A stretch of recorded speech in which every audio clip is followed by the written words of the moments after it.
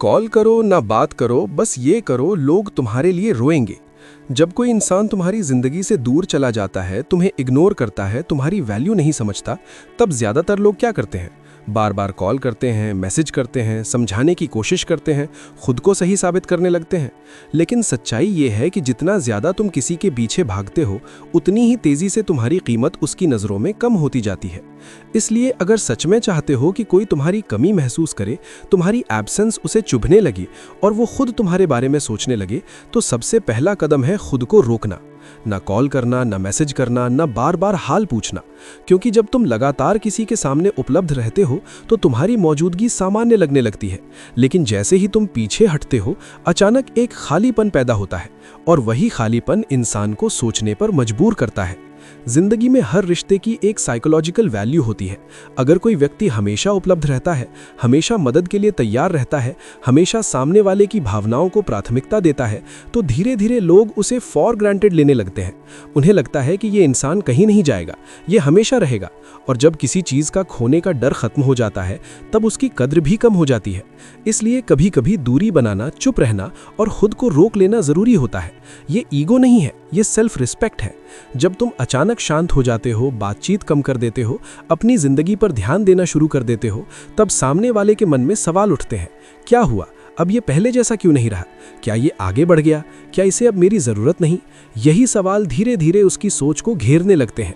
इंसान का मन अजीब होता है।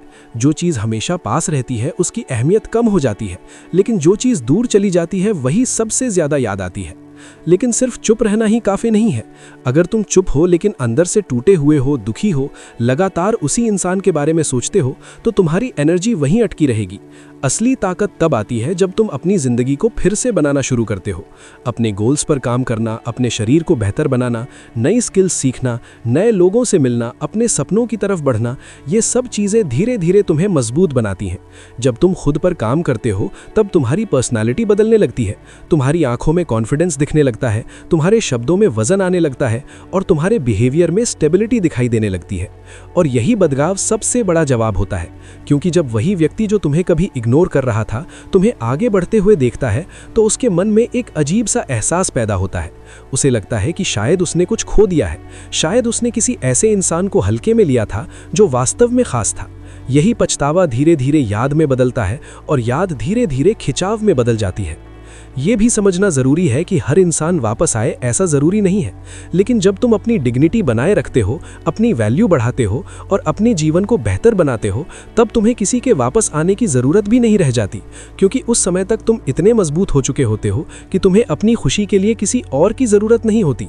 और अजीब बात यह है कि अक्सर उसी समय लोग तुम्हारी तरफ वापस आने की कोशिश करते हैं, जब उन्हें महसूस होता है कि अब तुम्हें उनकी ज़रूरत नहीं रही। इसलिए आज से एक फैसला लो, बार बार कॉल करना बंद करो, हर छोटी बात पर एक्सप्लेन करना बंद करो, किसी के सामने अपनी वैल्यू साबित करना बंद करो। अपनी एनर्जी को बचाओ और उसे अपने विकास में लगाओ, क्योंकि असली आकर्षण शब्दों से नहीं, व्यक्तित्व से पैदा होता है। जब तुम्हारी जिंदगी में उद्देश्य होता है, जब तुम्हारी चाल में आत्मविश्वास होता है, जब तुम्हारी चुप्पी में ताकत होती है, तब लोग खुद तुम्हारी तरफ खिंचने लगते हैं।